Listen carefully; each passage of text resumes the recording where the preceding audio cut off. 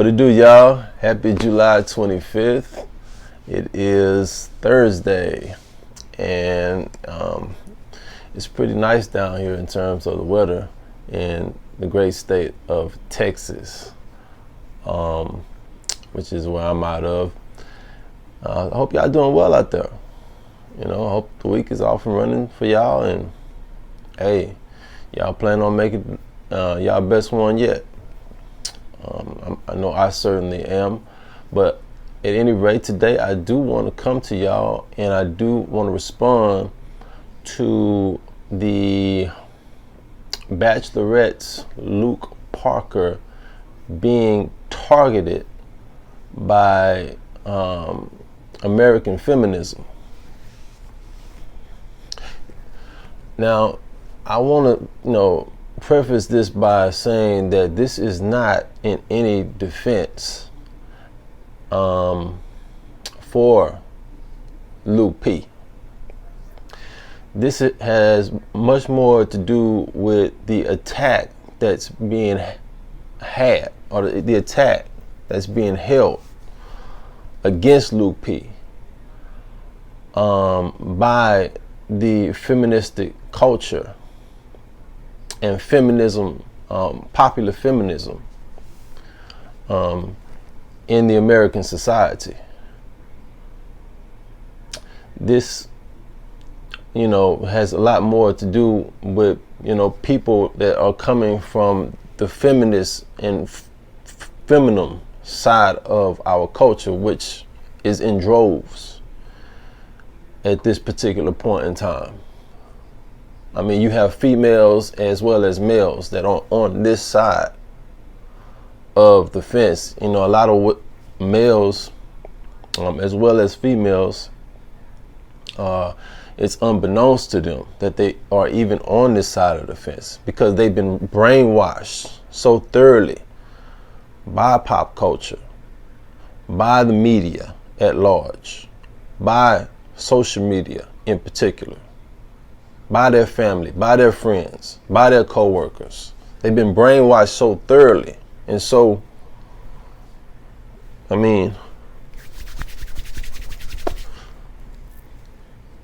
so detailed that it's, unbeknownst to them that they're even on this side of the spectrum in terms of their agenda. And they don't particularly know why either.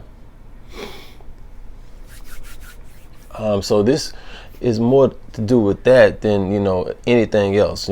As far as Luke P being an absolute asshole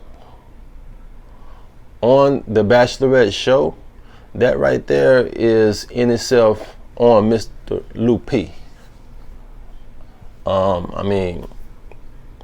not here to defend that. And I don't even think that it would behoove Luke P to try to defend that at any point in time himself. But the fact that he is being attacked this way for basically saying that he doesn't agree with his future wife or his potentially future wife having sex with other guys a week prior to a proposal by him.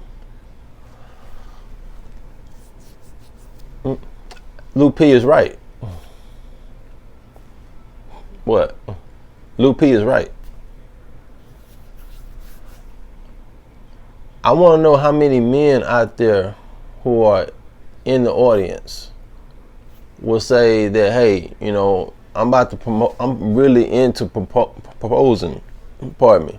I'm really into proposing to this woman in a week or so.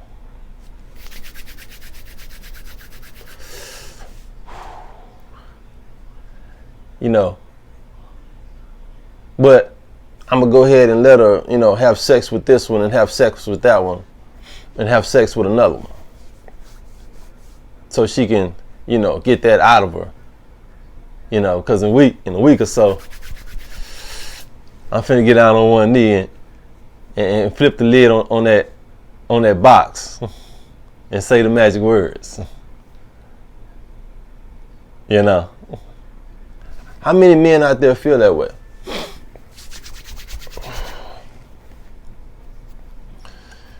Because that's interesting to me, because I don't really know a lot of men in my own personal life that feel that way. When you are making a woman your wife, a lot of men look for women who they share, the same values in which they share. Just matter of fact, a lot of women look at men the same way. I mean, if you're a woman and you're considering on marrying a man, you don't want this man having sex with 2, 3, females the week leading up to your proposal, or his potential proposal, or his expected potential proposal. You don't want that. A lot of women don't want that. A lot of women don't want that. So what am I saying here? I'm saying, what's the big deal with Luke P saying that he don't want a wife like that, or he doesn't expect the Bachelorette, Hannah, to be that way, simply because he is falling in love with her, and simply because he feels like that he, could go down on one knee to her. What's the big deal about it? Oh, it's the way he said it. I mean, maybe he said it. He didn't say it in the best way. Maybe he didn't have a genuine smile on the way he said it. Maybe his delivery wasn't perfect. But what he said, the contents of what he said, the contents, it was not a big deal. And matter of fact, it's very popular. The notion is very popular in our society that women nor men want, someone who's going to be sleeping around a week prior to a potential proposal. Someone who, you're in love with. And all he was saying is that, hey, I'm in love with you. And, you already expressed your faith to me. And, hopefully, we're on the same wavelength when it comes to this. Now, he didn't say it that way. But that's what obviously, was the idea behind what he was saying. So, I mean, what's the big deal? My point is, I don't see a big deal about it, y'all. That's my point. And yet he got excoriated. He got blasted. He got castigated by everybody, by the women for sure. And, another thing, and he also got by the men. And another thing was on the show when he was doing his interview. It was Monday. On the show when he was doing his interview, he was asked questions. Not granted, y'all, listen, Luke P got some work to do, okay? He's got some buffoonery going on. But he's in his mid-20s. I mean, he's immature. Everybody's immature in their mid-20s for all intents and purposes. So I know some people are very mature in their mid-20s. I got that. But I'm saying a lot of people, when you talk about the average people on the street, and y'all know this, a lot of people are immature. They don't really have a lot of wisdom, knowledge, or experience in their mid-20s to know how to act in public. A lot of people, and I don't care what your nationality is. I don't care what your background is. A whole lot of people, you could have, dropped out of high school or went to go to MIT. Well, maybe not MIT. I mean, they pretty smart at MIT. I've talked to a couple youngsters from MIT. They pretty sharp. But I mean, my point being is that, him saying some of the things he said. Now, again, on Monday, he said that he felt like the man should lead in the relationship. And I mean, OMG, you would think that he has said all women need to go to hell. And they need to be thrown in the pit of fire by the damn devil. When he said that, you should have seen the looks on faces in the audience by the women looking at each other.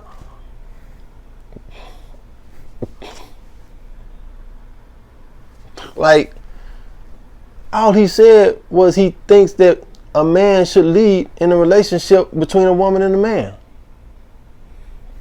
I thought most men think that way.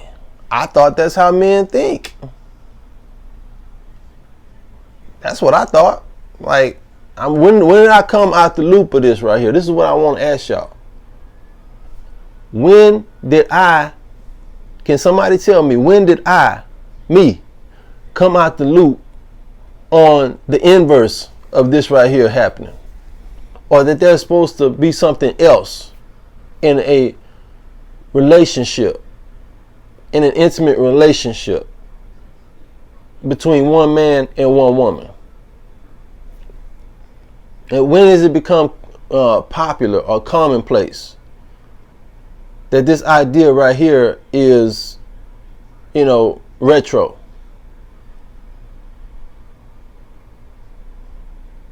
Because I don't recall it. I didn't catch that memo. I didn't see that article. That news flash didn't hit my device.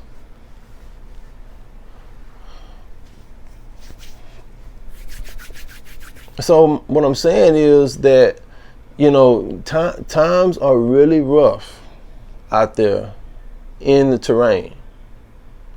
When you talk about, everyday life, when you talk about the workplace, when you talk about, family, friends, relationships, particularly with, the opposite sex.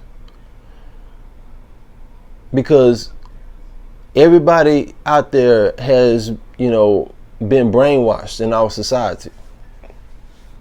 And so many people have played their part in this emasculation of the American male in the 21st century. I'm talking about.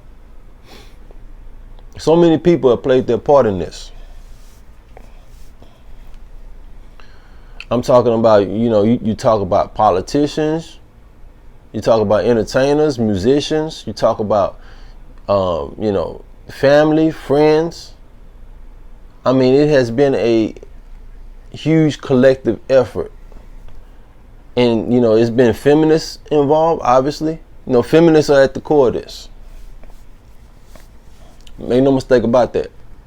Feminists, militant feminists, and militant feminism, and lesbianism is at the core of this. Make no mistake about that. All right? You know what I'm saying? If you think I'm joking, do your own research. And you'll see who's always sticking out. You'll see, you'll find a woman, or you'll find some women, and you'll see, other people that are banding together, with their core group. And I'm not saying that I'm saying it's been a huge collective part of this, but militant feminism is at the core of this emasculation of the American male in the 21st century, in American society. So, I mean, this right here, but like I said, you got everybody. Politicians, musicians, I mean, people I know, people you know, family.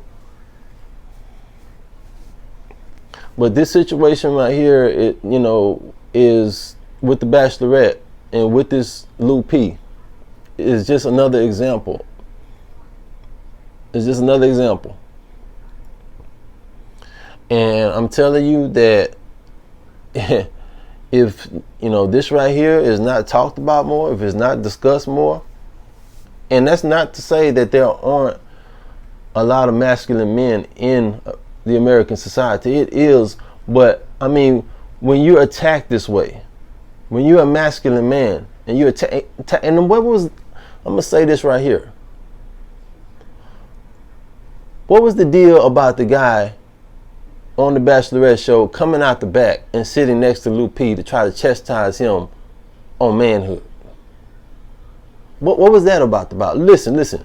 Lou P is an immature, he's an unwise guy or man. That's what he is. He's immature and he's unwise. All right, he might be educated in his job, but he's an immature and he's an unwise guy. He's got some growing to do. That's real spit. All right, that's it. To come out and say that Lou P is not a real man because he wants to assume the leadership role in his relationship with his wife. Dude, that had a nerve to come out there and say something like that. Let me just say this right now. You're a freaking idiot. You're a freaking idiot. Because you're the one being brainwashed by this society and this feministic culture in the 21st century. You're the one. It's not Lou P. Lou P is sticking to the script. You're the one that's brainwashed unwittingly. You don't even know you're being brainwashed. So, I had to say that right there, because that right there, that really pissed me off when I watched it. Now, Lou P, he's not very articulate. He's not somebody, obviously that knows how to get himself out of jams verbally. He goes to his go-to. I mean, his masculinity deals with his physicality. That's his go-to. But to come out there and say that Lou P is not a man because he wants to take the leadership role in his relationship with his woman, you're a freaking moron. Now, I said that. So, I mean, y'all got to understand that this effort right here is on the march.